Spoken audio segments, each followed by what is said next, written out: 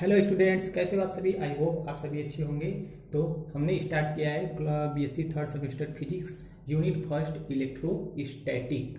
आज है उसका लेक्चर नंबर 6 और लेक्चर नंबर 6 में हम करने वाले हैं कुछ क्वेश्चन। हमने लेक्चर नंबर 5 में आपको पढ़ाया था electric potential due to a point charge at a distance r from the charge मैंने पढ़ा रखा है। तो कल जो है कि मैंने आपको इलेक्ट्रिक पोटेंशियल पढ़ा रखा है, उस पर बेस्ड आज क्वेश्चन करने वाले हैं। तो आपको थोड़ा सा कल का रिवाइज करा के देखिए। आप लोग कहाँ पढ़े थे आप लोग कल कि कोई पॉइंट चार्ज था क्यों, यहाँ से क्या था एट डिस्टेंस आर पे कोई पॉइंट पी था। इस पॉइंट पी पे हमको इलेक्ट्रिक पोटेंशियल फाइंड आउट करना था। तो यहाँ से हमें क्या किया गया कि इनफाइनाइट पे मैं गया था, इनफाइनाइट पे गया और यहाँ पे क्यू नॉट टेस्ट चार्ज पर रखा। क्या है अपना टेस्ट चार्ज रखा था और टेस्ट चार्ज पे इधर कौन सा फोर्स लगा था भैया, इधर हमने फोर्स लगाया एफ एक्सटर्नल, इधर एफ एक्सटर्नल फोर्स लगाया था और इधर एफ इलेक्ट्रिक फोर्स है ना, इधर एफ इलेक्ट्रिक फोर्स लगाया था। अब मैंने क्या किया था, क्यू नॉट टेस्ट चार्ज को डी एक्स डिस्प्लेसमेंट कराया हुआ था, डी एक्स डिस्प्लेसमेंट करा के पॉइंट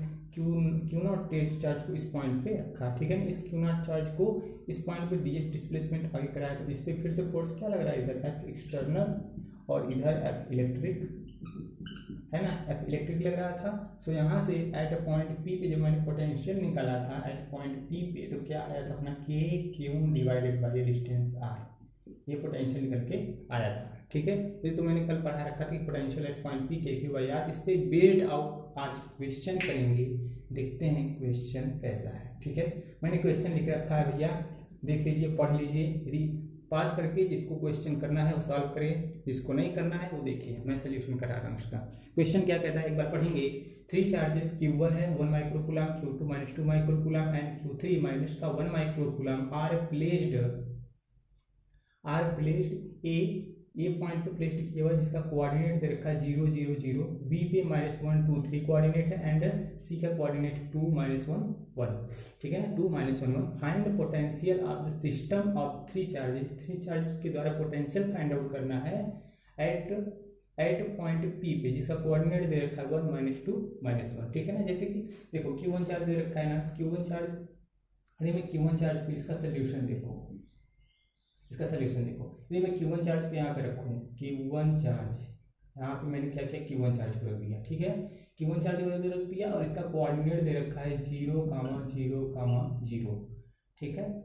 और यहाँ से Q1 चार्ज पे इसका कोऑर्डिनेट 0 0 0। ऐसे ही मैं यहाँ पे Q2 चार्ज को रख दूँ, Q2 चार्ज इसका कोऑर्डिनेट कितना है भैया, Q2 का B पे रखा हुआ है तो -1 2 3, यानी कि यह -1 2 3 इसका कोऑर्डिनेट दे रखा है। और Q3 यहाँ पे रख दूँ मैं Q3, तो इसका कोऑर्डिनेट क्या दे रखा है, Q3 यहाँ पे रख दूँ तो इसका कोऑर्डिनेट दे रखा है C पॉइंट, यानी कि 2 -1 1 2 -1 और 1, इसका कोऑर्डिनेट दे रखा है। बच्चों ध्यान से सुन लो, कोऑर्डिनेट जो दे रखा है 0 0 0 या -1 2 3, यानी कि आप जो है कि एक्स वाई जेड एक्सिस पे आप इसको रिप्रेजेंट नहीं करेंगे। यहाँ से एक्स वाई जेड एक्सिस को रिप्रेजेंट करने से मतलब नहीं है कोऑर्डिनेट, यहाँ पे मैं सिंपली पोटेंशियल फाइंड आउट करना है। तो ये जरूरी नहीं कि आप एक्स वाई जेड पे ये चीज़ें कोऑर्डिनेट आप क्या करो, रिप्लेस करो। तो यहाँ से एक्स वाई जेड कोऑर्डिनेट पे आप नहीं जाना है, ठीक है, वहाँ पे आपको रिप्लेस नहीं करना है। सिंपली बस क्वेश्चन को हम सॉल्व करने वाले हैं। तो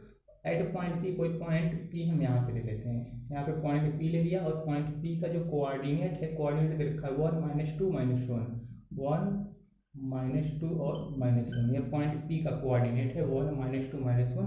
इस पे क्या करना है, पोटेंशियल फाइंड आउट करना है Q1 Q2 Q3 की तरफ। Q1 पे जो पॉइंट दे रखा है वो अपना A है, Q2 पे पॉइंट B है और Q3 पॉइंट C है, ठीक है। तो Q1 के द्वारा पॉइंट P पे पोटेंशियल क्या होगा, तो उसके बीच का डिस्टेंस भी चाहिए। चलो इसके बीच का डिस्टेंस भी तो हमको चाहिए। चलो इसको बोल देते हैं, कोऑर्डिनेट बोल देते हैं, इसको हम बोल देते हैं x, इसको y और इसको z, इसको बोल दिया z। इसको बोल देते हैं हम x1, यह है y1 और इसको बोल देते हैं z1, ठीक है। तो इसके बीच का डिस्टेंस क्या हो जाएगा, इसको फाइनल, इसको इनिशियल बोल दो तो फाइनल माइनस का इनिशियल, यानी कि यदि हम इसको बीच का डिस्टेंस को मैं बोल दूँ r1, ठीक है ना, r1 vector. So final x1 minus का x हो जाएगा, तो 1 - 0 यानी कि आई कैप हो गया, -2 -0 यह हो जाएगा कितना भैया, 2j कैप और यहाँ से तो -1 -0 यहाँ से सब्ट्रैक्ट करेंगे तो यहाँ से हो जाएगा माइनस का k कैप, ये हो गया।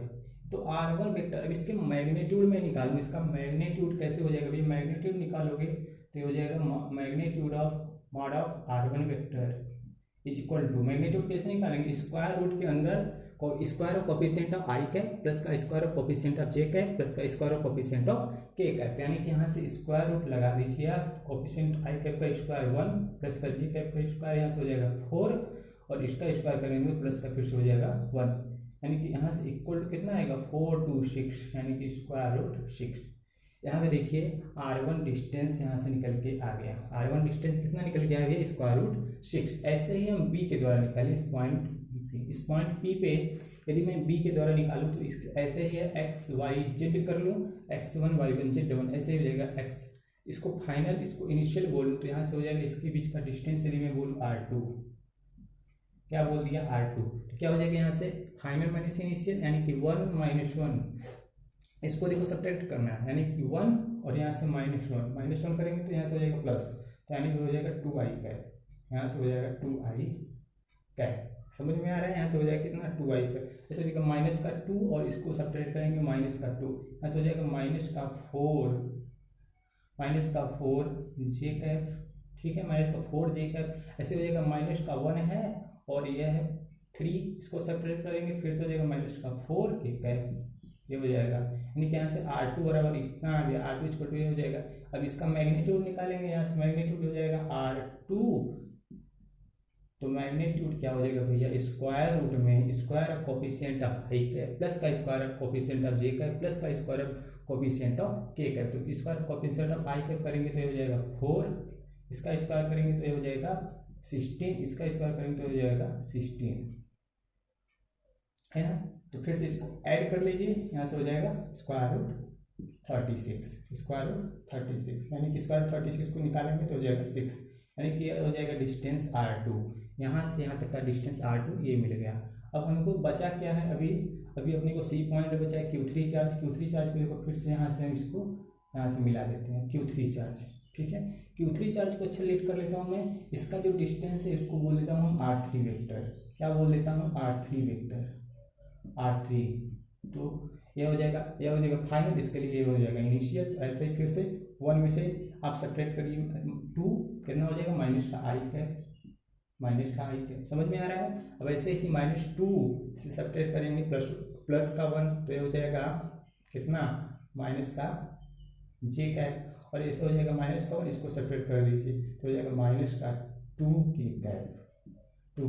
अब फिर से इसके बीच का डिस्टेंस निकालना है तो इसका मैग्नीट्यूड चाहिए आपको, तो r3 का मैग्नीट्यूड क्या हो जाएगा, फिर से स्क्वायर रूट आई कैप के कोफिशिएंट का स्क्वायर हो जाएगा 1 प्लस जे कैप के कोफिशिएंट का स्क्वायर हो जाएगा फिर से 1 प्लस के कैप के कोफिशिएंट का स्क्वायर 2 है तो ये हो जाएगा -2 है तो हो जाएगा 4, यानी कि हो जाएगा 4 to 6 स्क्वायर रूट 6, तो हो जाएगा r3।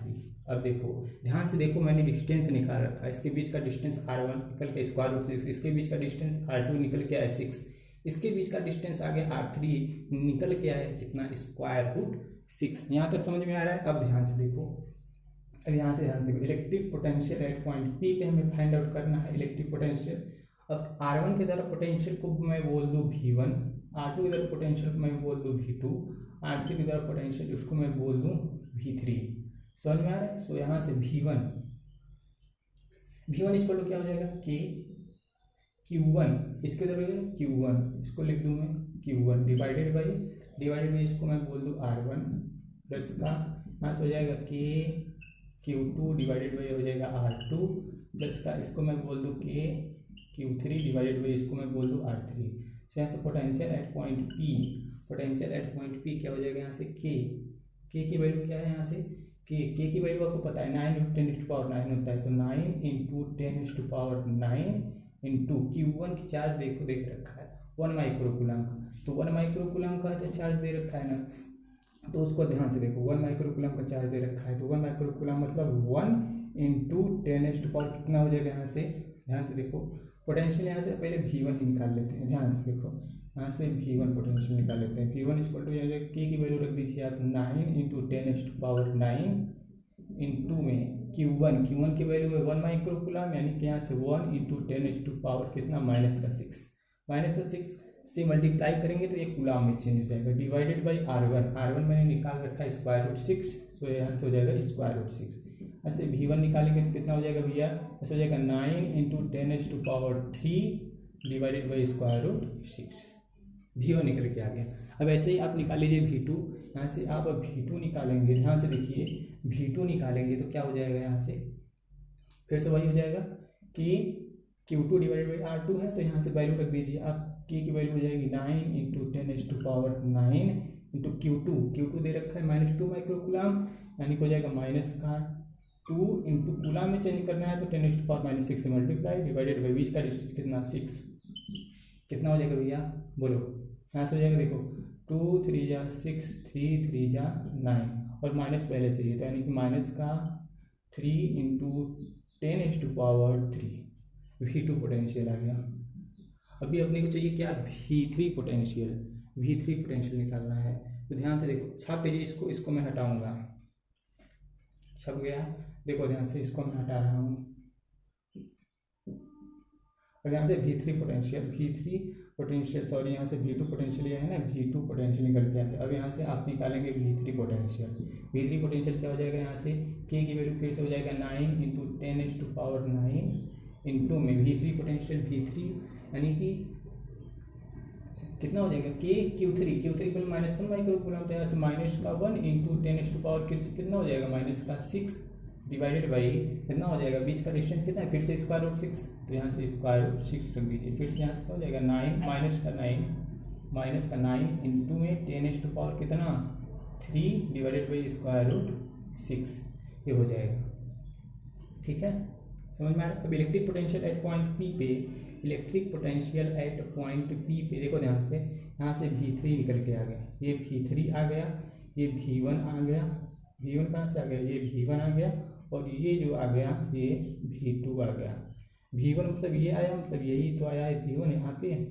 अब यहाँ से आपको छाप लीजिए पूरा टोटल, इसको हटाएं, चलो देखो ध्यान से इसको हटा देते हैं, फिगर हटा देते हैं यहाँ से। अब electric potential at point P पे